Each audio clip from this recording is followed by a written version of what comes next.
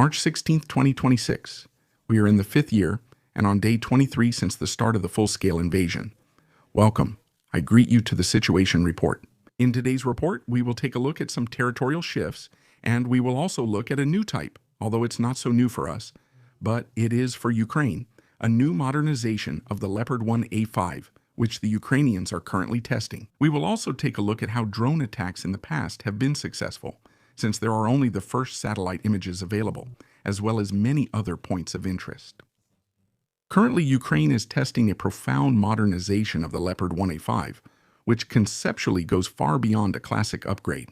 At the center is the unmanned Cockerill 3105 turret from the Belgian manufacturer John Cockerill, which will effectively turn the tank into a hybrid platform between a main battle tank and a fire support system.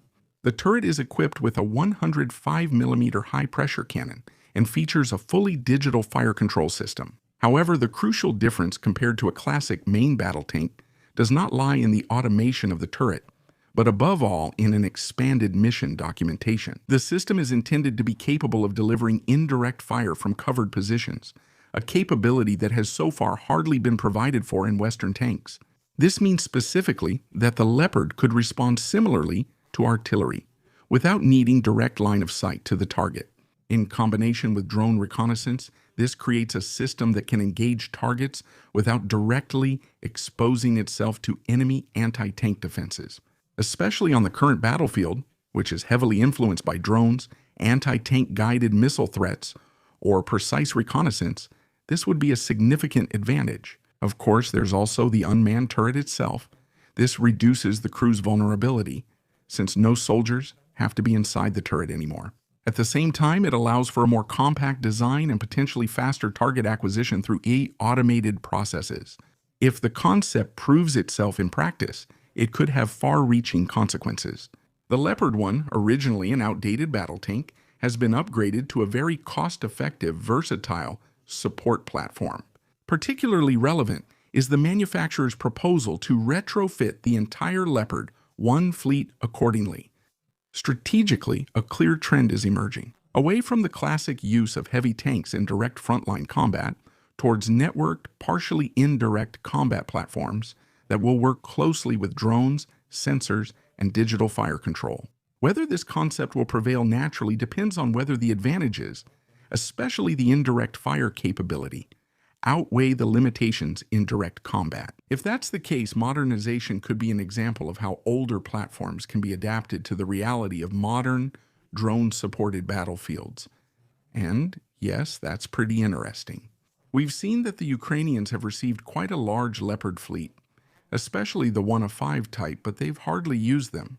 How many videos with Leopards have we seen? We've seen that the Russians were, of course, able to destroy some, but that's maybe, 2 or 3, at most 3 handfuls, so maybe a dozen. And since then, we haven't seen the Leopards at all, except in pictures deep in the Ukrainian rear, which they uploaded themselves, where they showed, for example, modernization with reactive armor or drone cages. And so it could receive a new and, above all, effective task. Reports from Russia indicate that the state-supported messenger service, MAX, which we've often talked about in recent situation reports, is increasingly being used as a tool for targeted propaganda dissemination. What? Really? But now, of course, there's also a good video that shows how the whole thing works. Users are apparently automatically assigned to so-called Z channels, even if they haven't subscribed themselves. In the end, their profile is basically taken and it automatically subscribes to the channels that Russia considers important. What's especially problematic is that, according to reports, these channels can't even be removed. In the videos, you can see a user trying to unfollow such a channel. The unsubscribe notification does appear, but it has no real effect, since the channel still shows up in the feed. That means they're subscribing to the channel even though they don't want to, and when they try to unsubscribe, it just gets subscribed for them again. You could also do that on YouTube. It might be a good idea. But so far, at least, they can still subscribe to my channel for free, and if they want, unsubscribe again without it always showing up in their feed. Users would then have practically no control over which content they are shown, at least not when it comes to state-approved narratives. This approach naturally fits into the general trend of recent years, in which the Russian state has systematically expanded its influence over media and digital platforms. While in the past it was mainly independent voices that were restricted or pushed out, it now seems that a model is emerging in which state content is actively fed into the information flow, and at the same time made difficult or even impossible to avoid. Strategically, this of course also enables the almost complete control of the digital space with regulated messages.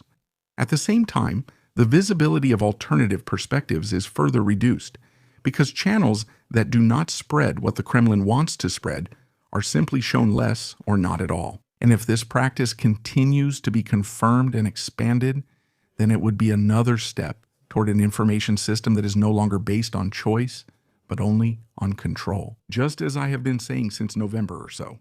To be fair, that's what Russian bloggers at the front have been saying since November, and even before that.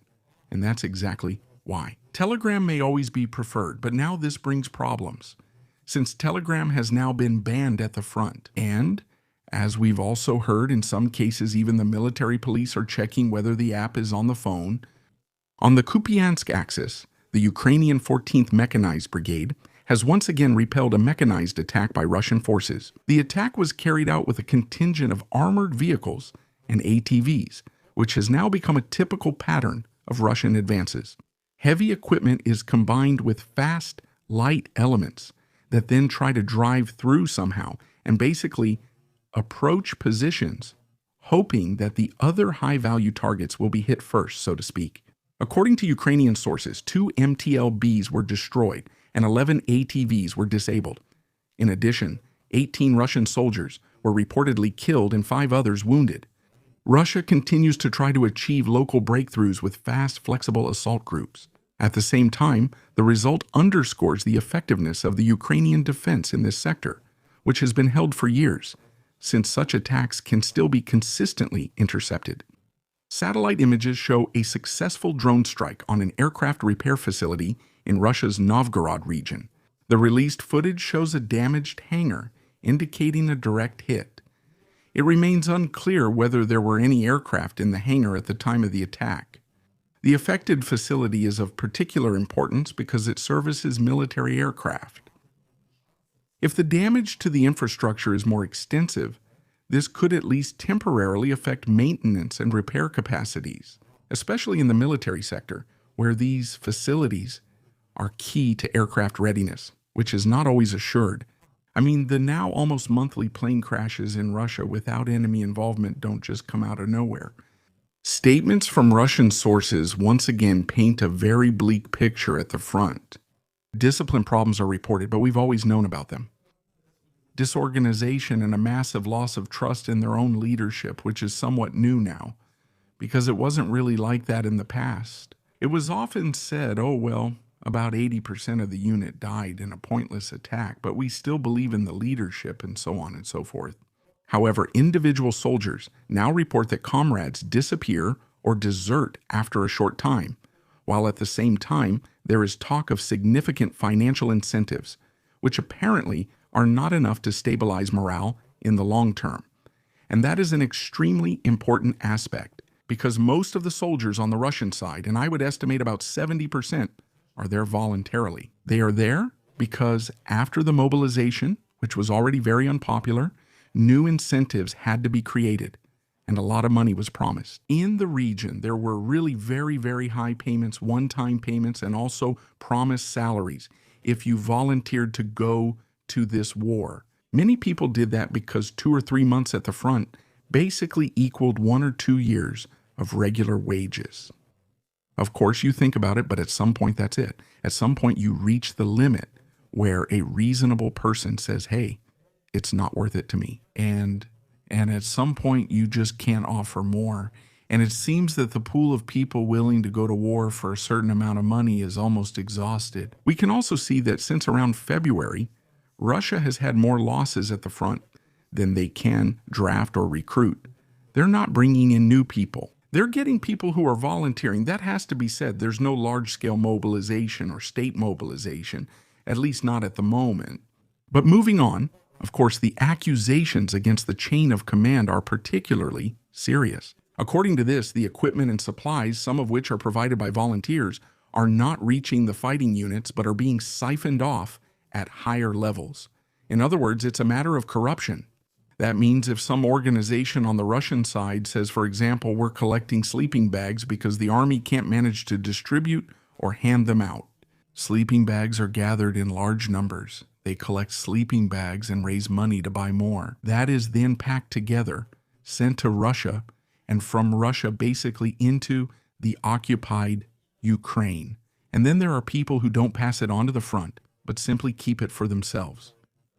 If the army can't manage it, because that means if an organization, that means if a Russian organization, for example, can't manage to get sleeping bags there, can't manage to deliver them, prevent it there. If Russian organizations can't stop these volunteers, we need sleeping bags since they can't handle it. The army can't manage sleeping bags, which will widen the gap between leaders and troops. There are also reports of significant deficiencies in the care of the wounded and the recovery of the fallen. According to this, wounded are evacuated irregularly, and the fallen sometimes stay at the front longer. Such conditions not only affect operational effectiveness, but also have a significant impact on morale and cohesion within the unit. Overall, such accounts naturally fit into a familiar pattern. This isn't entirely new to us. And structural problems in logistics management and personnel management, which can impair combat effectiveness in the long term regardless of the actual military situation, are nothing new to us. But this gap between the leadership level and the ordinary troops, which apparently keeps growing, is a big problem for the Russians, since they don't really have a non-commissioned officer corps. You're either in the enlisted ranks or you're in the officer corps. The officers are the ones leading, as we saw in a video I made about a Russian assault squad, where the officers command an 11-man squad by themselves. There are no non-commissioned officers. There is a deputy squad leader, but that's it. And leading 11 men alone as an officer, who also has many other tasks to handle, can of course be extremely overwhelming on such a large battlefield, and not in a good way. If they keep moving farther from the squad, there will be major problems. A recent video shows Russian forces again setting up an improvised Wi-Fi directional connection, apparently to maintain their frontline communications. However, the setup is ended by a drone attack. The scene highlights a growing problem. Russian units are increasingly dependent on improvised communication solutions. Still, after Starlink was shut down, the Russian side claimed they already had an alternative and could now deploy it at the front and so on, so that they wouldn't have to set up these Wi-Fi bridges. But that's exactly what we're not seeing, because we keep seeing how Russian soldiers usually even buy Wi-Fi directional antennas themselves and set them up over a fairly, limited area to somehow compensate for the disadvantages caused by the Starlink outage. And of course, as a soldier, you're even easier to target if you're holding onto a tree you've climbed up, compared to being on the ground where you might be able to hide in a hole or dodge a drone, even though that's pretty difficult nowadays. Thanks for listening, especially subscribers, channel members, and the Algo crew. Special thanks to Lieutenant Colonel Renicky. Are you all done? Please subscribe, like, comment, and see you at the next situation report. Bye.